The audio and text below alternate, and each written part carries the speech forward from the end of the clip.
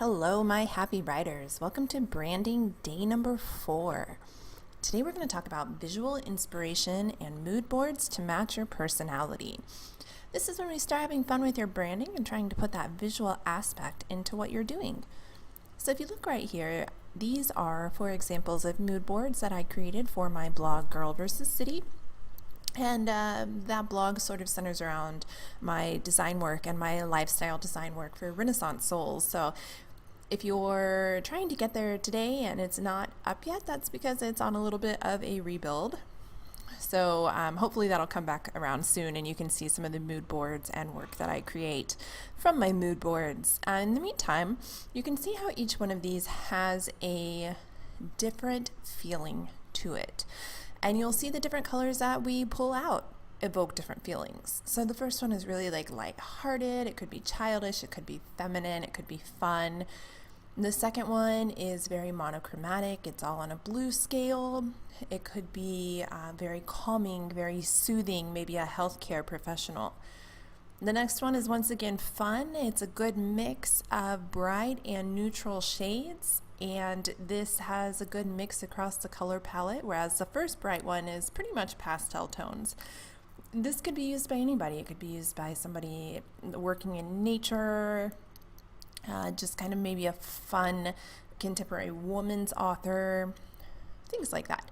And finally, the last one is very neutral. It's coffee inspired and it brings up totally different feelings, more kind of like grounded, more earthy. And what I would expect from each one of these 4 authors is totally different. I wouldn't expect any of these 4 authors to really be in the same genre or to speak to me in the same way or to represent themselves in the same way. So what we're going to do today is work on creating your own mood board that describes who you are through visual pictures, and then I'm going to show you how to pick out colors.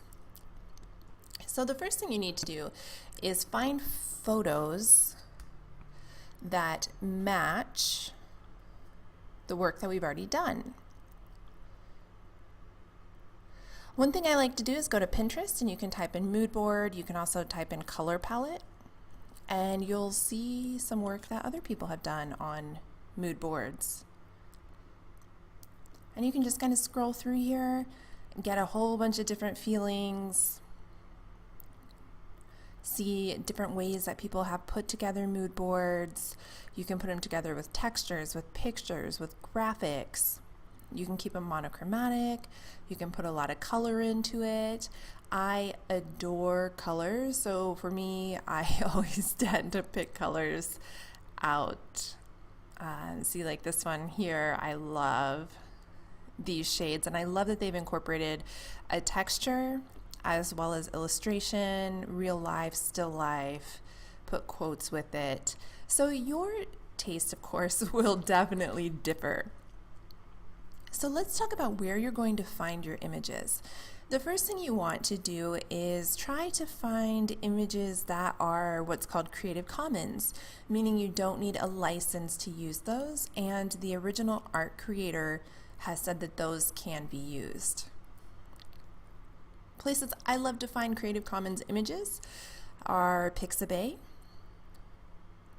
And here you can type in anything to search for it. You can also look for illustrations. You can look for vectors. And they do have videos, so if you want to put together your own little book trailer, you can find Creative Commons videos in here. Another great option is Morguefile, and the Morguefile website has recently updated and I don't like the movement through it quite as much. You search up here in the search bar, you can upload and find your own, but I find the overall movement to be a little bit more difficult. They do have hashtags for ones that people are searching for a lot, and I just feel like this kind of throws off the flow. And also Morguefile allows anyone to upload, so sometimes their photos are pretty cheesy, pretty low quality. So you might find some good things in here, you might not. It's a little touch and go. Next is Pexels.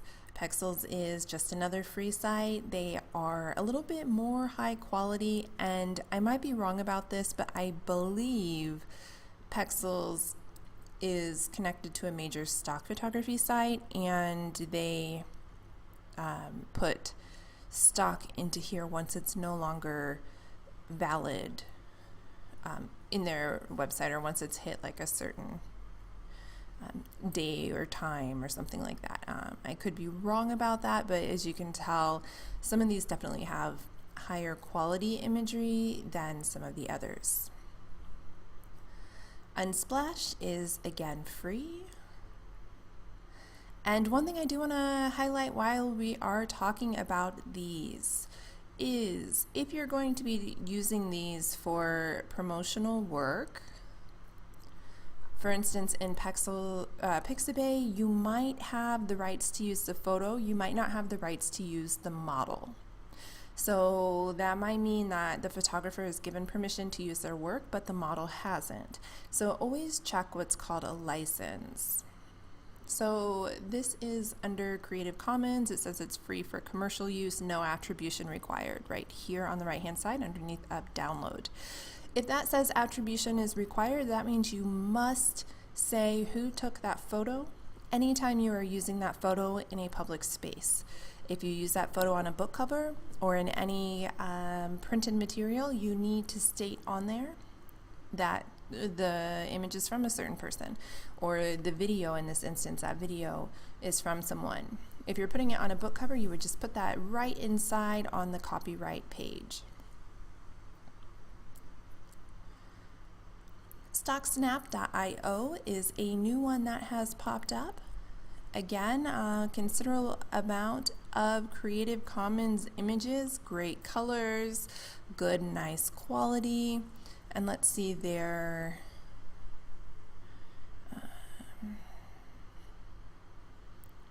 license. It's not listed.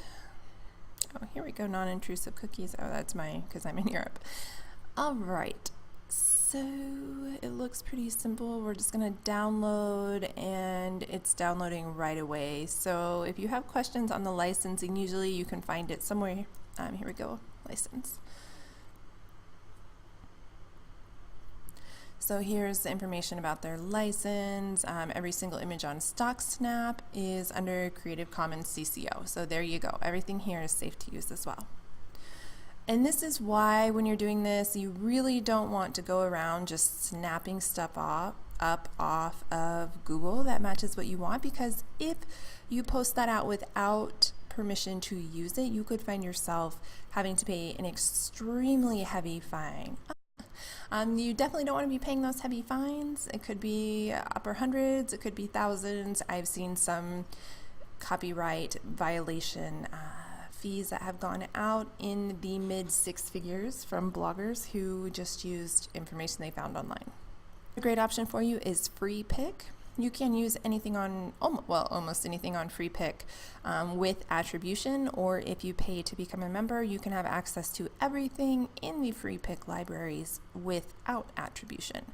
So this is again something to keep in mind whether you need to use attribution or not. I particularly like FreePic because they have these courses, so it's taught me a lot with graphic design. And another opportunity for you is Creative Market. And again, they have Creative Market Pro, where you can download assets for a monthly fee, or you can buy things piece by piece.